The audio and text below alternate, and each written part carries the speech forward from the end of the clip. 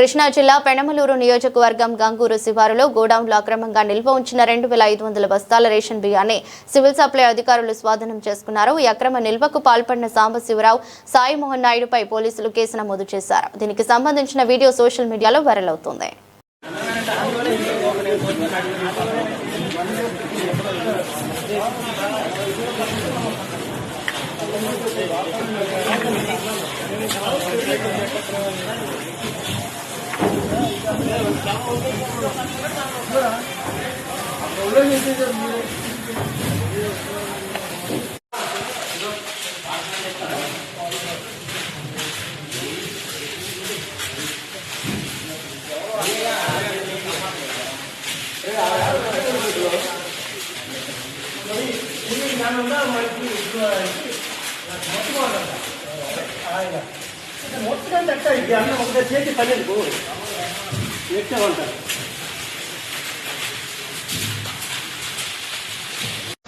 ఈరోజు మాకు వచ్చిన సమాచారం మేరకు ఈ గంగూరు కృష్ణా జిల్లా పెనమలూరు మండలం గంగూరు విలేజ్లో ఈ గోడౌన్స్ శివార్లో ఉన్నటువంటి గోడౌన్స్లో తనిఖీ చేయడం జరిగింది. తనిఖీ చేసి దీంట్లో ఒక గోడౌన్లో దాదాపుగా 2000 నుంచి 2500 వరకు బస్తాలు బియ్యం పీడిఎస్ బియ్యం కనుక్కోవడం జరిగింది.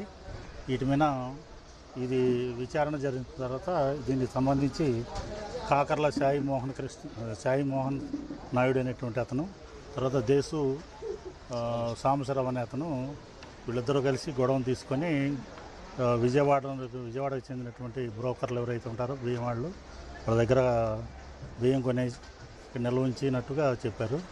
ఇది వాళ్ళు ఒక్కొక్క కేజీ 15 రూపాయల చొప్పున కొనుగోలు చేసి 20 రూపాయల చొప్పున బయట చేపల చెరువులు, కోళ్ళ ఇది లేదంటే బయట కాకినాడ అట్లా ఏరియా వాళ్ళకి బ్లాక్ మార్కెట్ వాళ్ళకే అమ్ముతున్నట్టుగా తెలియజేశారు.